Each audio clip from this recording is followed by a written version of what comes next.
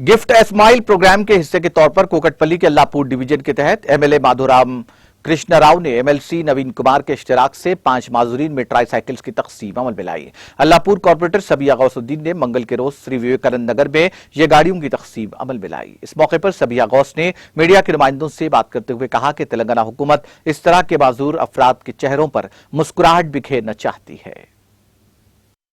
Gift a smile programme के तहत Kukatpally constituency के अल्लाहपुर डिवीज़न में 5 हैंडीकैप पर्सन्स को जनाब माधवराम कृष्णाराव एमएलए साहब की सदारत में हमारे वर्किंग प्रेसिडेंट केटीआर साहब ने इन लोगों को, इन हैंडीकैप डिसेबल्ड पर्सन्स को ट्राई मोटर व्हीकल दिया गया है, क्योंकि ये हैंडीकैप पर्सन्स जो उन लोग माजूर जो कई तकलीफ़ उठाते हैं, चलने फिरने के लिए उनको कई मुश्किलात होती है, ऐसे लोगों के चेहरों पे भी आज एक हंसी देखना चाहते हैं हमारी टीआरएस की हुकूमत और हमारे केटीआर साहब।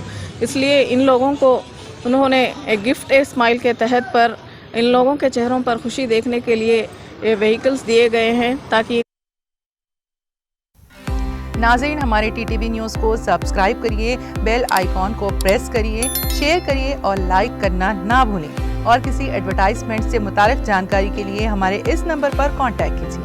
हमारा नंबर है 9550102020।